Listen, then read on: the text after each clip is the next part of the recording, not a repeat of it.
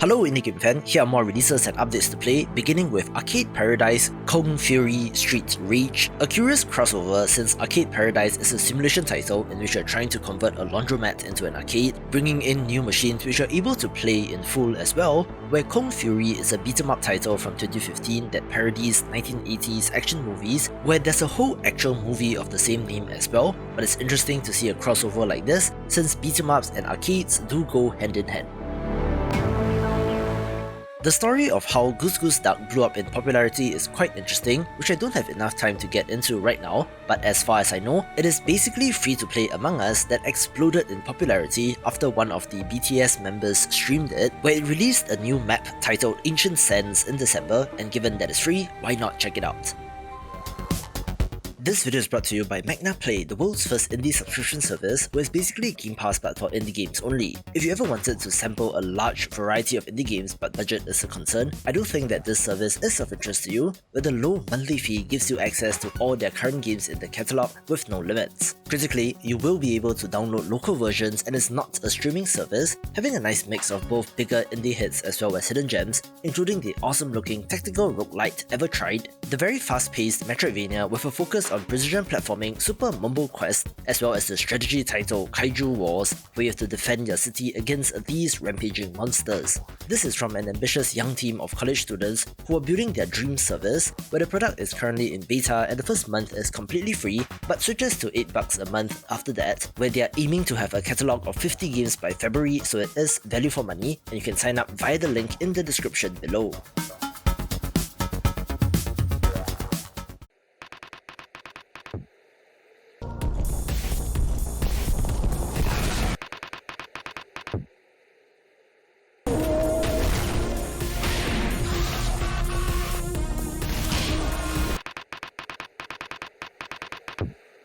I do want to mention the 1.0 release of Project Downfall as well, a pixel art first-person shooter that sure looks like Hotline Miami, especially with the psychedelic visuals and neon colours.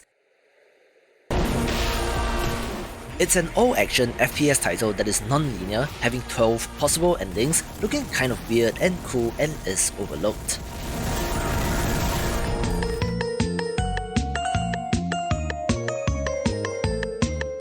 Another special mention goes to Pixel Petkeeper since I enjoyed this developer's earlier title, Pixel Shopkeeper, but the latest title is a monster collection RPG that looks interesting.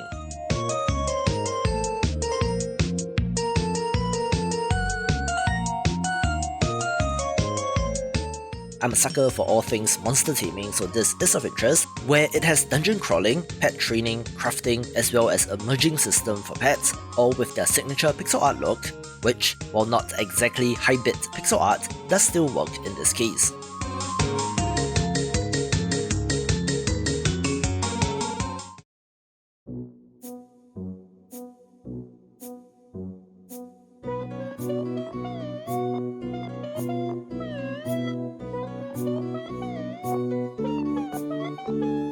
I'll admit, I was cynical when I came across Disaster Band since it looked like a Trombone Champ clone, and in many ways it is, but the addition of multiplayer and different off-key instruments makes it look like fun with friends.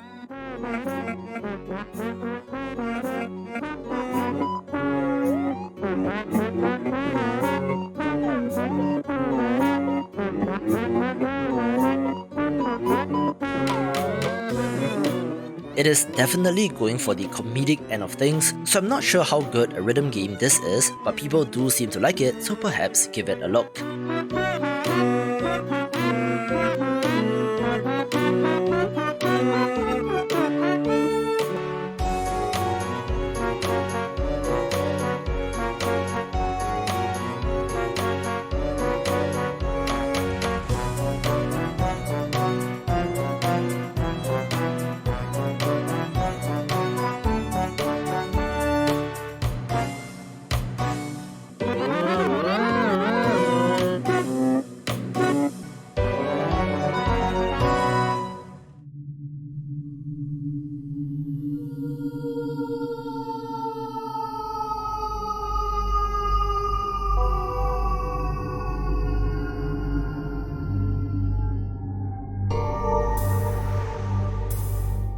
In case you missed it, I just wanted to give Yuppie Psycho Executive Edition a quick mention, since while it did release on Steam in 2019 and then on Switch in 2020, this excellent horror title finally got ported to PlayStation and Xbox, making it available on all modern platforms.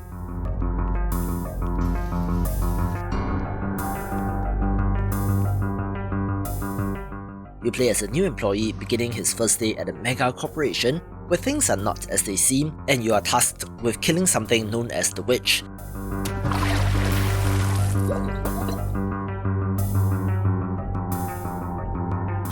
There's all sorts of body horror in this, where it has been described as first job survival horror, making it one to check out if you have not played this.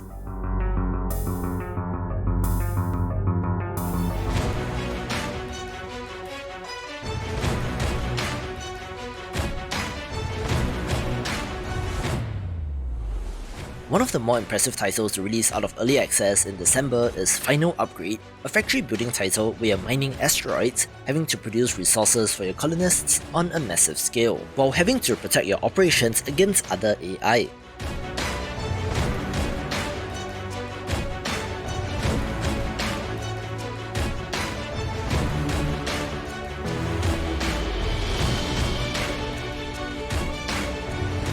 Admittedly, it doesn't look the most impressive visually, but if you love games like Factorial, I'm sure that this will be of interest to you.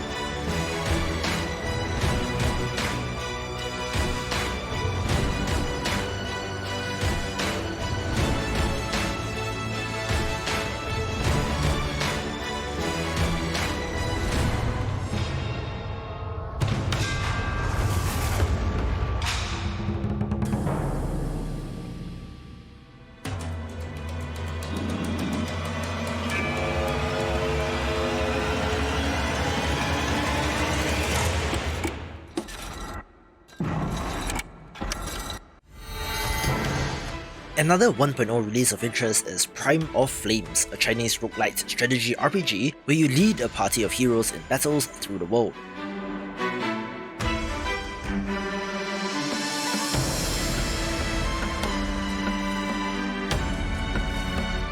I think that it looks gorgeous, with great tactical action as well, where it is from a Chinese developer, so translation has been noted to be a little rough, but it is still playable as far as I can tell and could be of interest.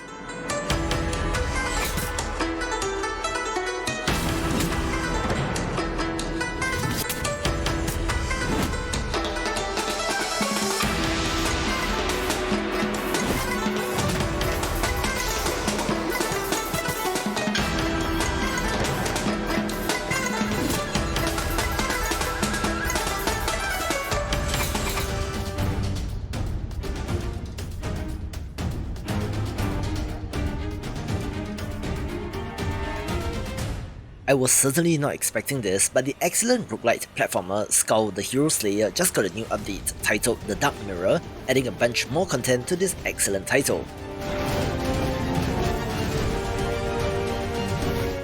It comes to us from a Korean developer and has been massively successful, where I'm happy to see the continued support for this game, which should hopefully help them sell more copies.